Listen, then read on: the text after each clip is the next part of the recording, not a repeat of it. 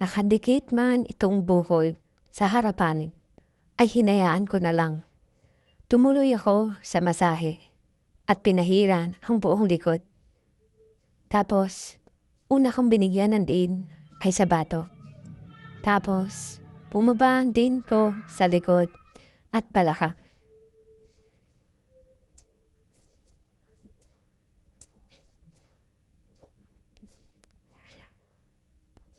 Sunod ay bumaba pa ang kamay ko doon sa balakam at mabibilog na likod na meron pang takip at tela. Ang ginawa ko at binaba ko ng konti ang tela na ito. Bali, lumitaw ang kalahati nitong kurba. Napatitig ako sa biyak ng gitna. Sa muli ay wala akong nararamdaman. Kasi halos araw-araw ko naman nakikita ito kay Tita Linda. Sinali ko ang mabibilog na ito sa masahe. Napapalakas ang boses ng tita sa bawat hagod ng kamay ko. Kinuha ko mula dito paakyat sa balikat. Tapos mula bato, pababa naman sa malambot na mabibilog na likod. Hindi ako magaling magmasahe. Pero sapat na ito kay Tita Linda. Kaysa magbayad pa siya ng therapist o kaya ibang tao ang hahawak sa katawan niya. Alam ko ang ugali ni Tita Linda. Pataray siya sa iba na kala mo inampakarumin nilang tao. Sa patuloy na hagod ko sa likod at kurba ng mabibilog ay hindi maiwasang mahawi ko ito at bumuka. Nakikita ko tuloy yung pinto ng kuweba at pinagtaka ko kasi kulay pula ito. Tinanong ko si tita kung isasali ko ba ang binti niya. Sagot nito ay oo. Pero alisin ko daw muna ang paloob niya.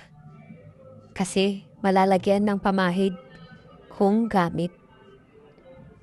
Hindi na ako sumagot at hinawakan ang magkabilang ito. Siya naman ay tinaas ang balakang para hindi ako mahirapan. At ito na nga, hinihila ko na pababa, sabay usob, paupo sa paanan niya. Itinaas niya isa-isa ang paa para maalis ko ang telang ito. At itingabi ko lang sa gilid yung pulang panloob. Kumuha ako agad ng pamahid para lagyan ang buong binti at paa niya. Habang kinakalat ang pamahid, ay binuka niya ang binti. Baliwala lang yun sa akin. Pero nagulat ako na mapadako ang tingin ko sa gitna doon. Napansin ko na bahagyang nakabukas ang bukad nito. Tapos may humikinang sa gitna. Bali, parang malabnaw na puti. Tapos kapag umahagod ang kamay ko, ay bubuka-buka ang bumad at parang konektado sa kamay ko. Hindi ko ito pinansin. Pero may isa akong nabantayan sa sarili ko. Itong aking malaking harap at galit na galit sa loob ng shorts. Di ko alam kung bakit, pero palagay ko dahil sa mapulang tanawid na ito. Sandali akong natulala at napaisip, bakit kaya ganito? Wala naman akong ginagawa maliban sa masahe. Nagkibit, balikat na lang ako at inumpisahan ng dagdagan ng diin ang hagod ng kamay at daliri. Dito ay napapalakas ang boses ni Tita Linda.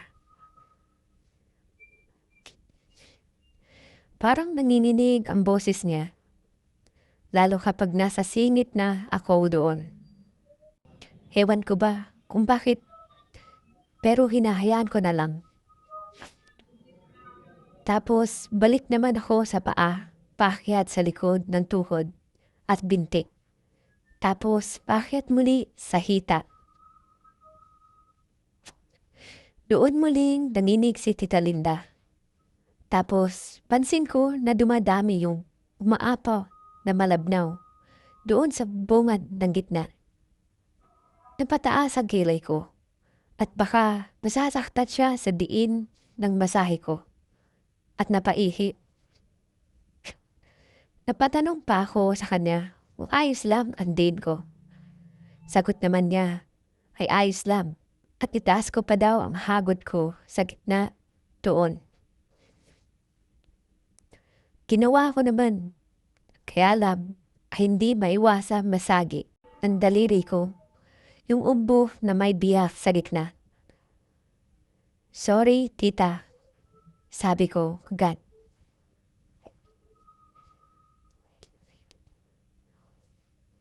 Sagot naman niya ay ayos lang daw at isali ang parting yun. Tumaliman naman ako at yun nga sa bawat akyat ng kamay ko, sa singit at tumatama na ng tuluyan ang daliri sa umbok ng gitna. Sabi niya at napakurba ang katawan. Napataas ang kilay ko.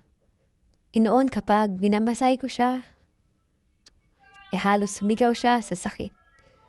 Ngayon nanginginig na at masarap pa daw. Tapos, pansin ko, habang umuungol siya, ay bubuka-buka naman yung mapula doon sa gitna. At umaagos palabas yung malabnaw na bumubula. Marami man katanungan kung bakit, ay hinayaan ko na lang. Tinagpatuloy ko ang masahe nang mawala na ang sakit ng katawan niya. Bali, nagpalipat-lipat ako sa mga paa niya habang siya ay hiyaw ng hiyaw sa bawat hagod ko. Tapos sinabi niyang tama na daw at inaantok na siya at nais na tulog. Sige po tita, labas na ako. Sabi ko nang umalis sa paanan niya. Pero bago ako bumaba sa kama, nakita kong umago sa kobre kama yung malabnaw na umaapaw mula sa bungad ng gitna. Hindi ko alam kung bakit ganun at wala na akong nalalaman sa mga bagay na yun. Sa edad kong 13 ay wala akong ideya. Lumabas na ako at tumambay sa sala. Sa harap ko ay narito pa rin ang malaking tumutufod sa shorts. Hindi ko alam kung bakit hindi pa ito humuhupa. Hindi ko rin alam kung paano kasi hindi ko pa ginagawa yung pakipaglaro sa sarili noon. Kinagabihan ay nag-usap kami ni tita. Nasasamahan daw niya ako bukas para mag-enroll sa eskwela bilang first year. Sa sobrang excited ko naman, ay halos hindi ako makatulog at makapaghintay. Dinagdagan pa na masamang panaginip ko na nakahiga daw sa harap ko si Tita Linda. Tapos, ang katawan niya ay puno ng mapuputki na isinaboy ko mula sa aking malaking hawak. Di ko alam kung bakit may mapuputi na bumuga sa hawak ko yun. Nagising na lang akong pinagpapawisan at puno ang katanungan bakit yun ang panaginip ko.